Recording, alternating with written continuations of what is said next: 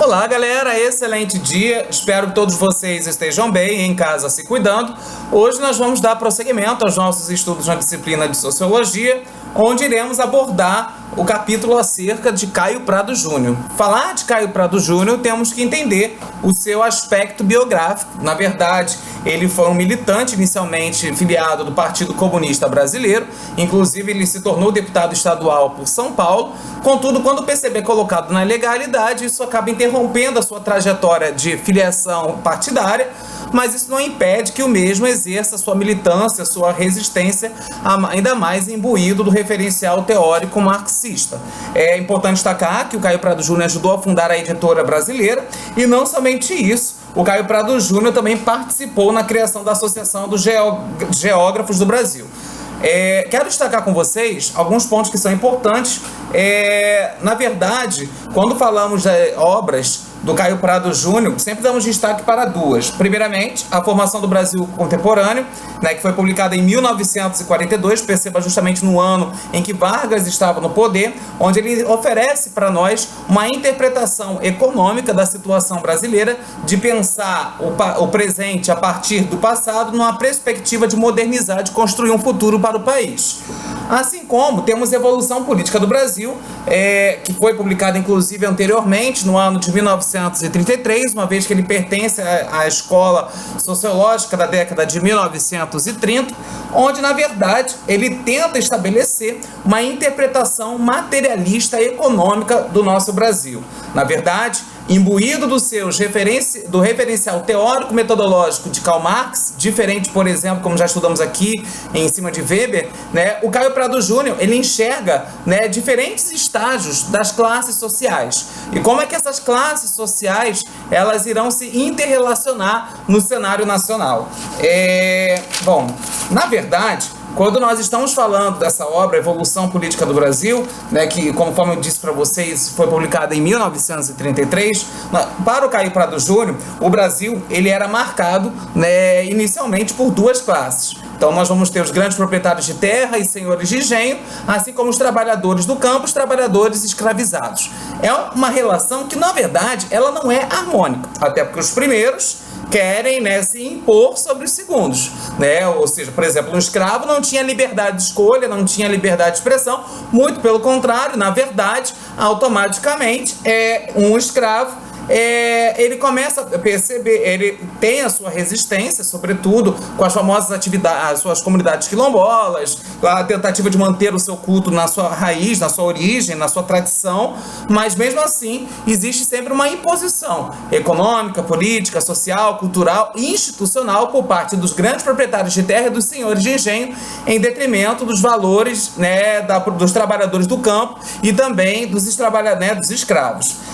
Vale destacar que após o processo de independência do Brasil, existia uma questão antagônica, até mesmo contraditória. Então, de um lado, nós tínhamos os defensores dos interesses nacionais, que acreditavam que o Brasil deveria passar por um processo de modernização revolucionário, se inserir no contexto de industrialização, como aconteceu na Inglaterra, e do outro lado, nós temos aqueles que defendiam os interesses portugueses, que acreditavam que era possível de recolonizar o Brasil de uma forma predatória, ou seja, a ideia de um Brasil único, um Brasil que só tem valor para os portugueses, enquanto tem recursos a serem explorados, extraídos, matéria-prima, para que pudessem ser enviadas para Portugal e ali transformada e vendida nos grandes centros comerciais europeus, nos centros comerciais portugueses.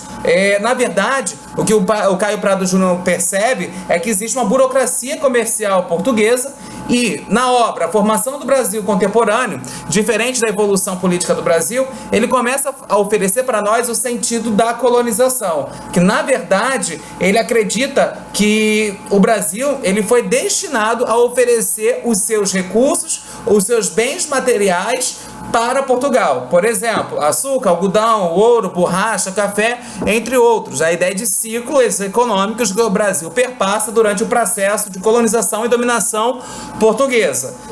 Então, para ele, na verdade, ele começa a enxergar que quando Portugal explora o território nacional, essa forma de exploração ela estava interessada em explorar o produto e atender às exigências, às demandas do mercado externo. É aquilo que a gente falou inicialmente, daquela ideia de que o Brasil tinha, sim, uma economia agroexportadora.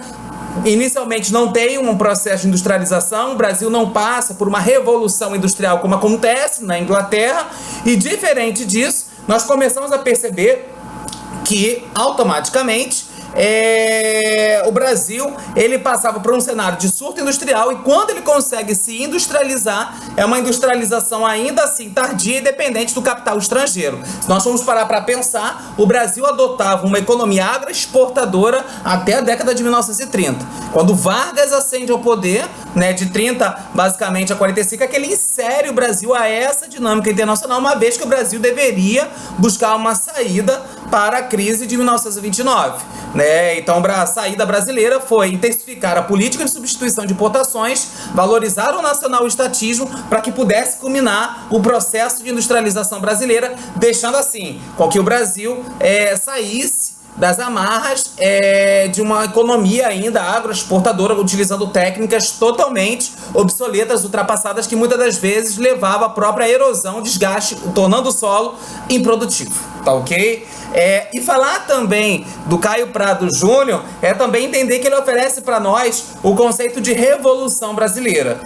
Então, para ele, na verdade, revolução ele aplica na sua gênese. Então, revolução é transformação radical nas estruturas e nas conjunturas políticas, sociais, econômicas, culturais e institucionais. Então, falar de transformação, falar de mudança radical é falar do conceito revolucionário. Contudo, falar do conceito revolucionário é perpetrar o conceito também marxista, que não existe revolução sem luta de classes, sem tomada de consciência de classes, uma vez que essas classes elas não são harmônicas. Existe sempre o interesse de uma em detrimento da outra e a exploração de uma em detrimento da outra, uma vez que, conforme o Caio Prado Júnior vê, o Brasil ele é um país capitalista. Contudo, o que ele faz nessa obra? Ele critica o próprio marxismo, ou seja, acredita que a esquerda brasileira, a partir deste referencial teórico, interpretou o cenário nacional de forma errada,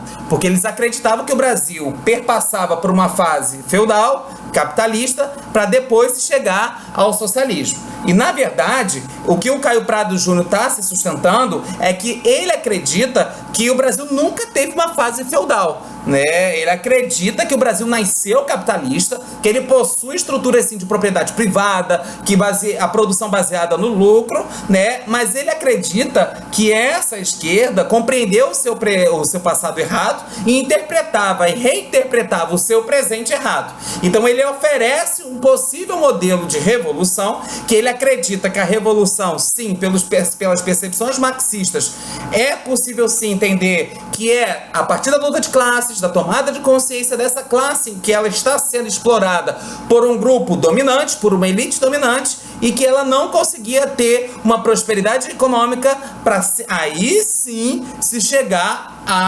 automaticamente ao modelo socialista de Estado, que seria controlado pela classe trabalhadora. E ele, inclusive, nessa obra estende a valorização da defesa dos direitos trabalhistas das classes trabalhadoras rurais. Isso é importante também destacar, ou seja, não adiantava contemplar apenas o trabalhador urbano. O meio rural também se insere na dinâmica do país e ele precisava ser contemplado, porque o trabalhador rural tinha que sair do seu anonimato, que muitas das vezes era uma questão maquiavélica de um Estado capitalista que acentuava, a partir de suas práticas, a partir de suas ações, as desigualdades socioeconômicas no país. Tá ok, pessoal? Grande abraço.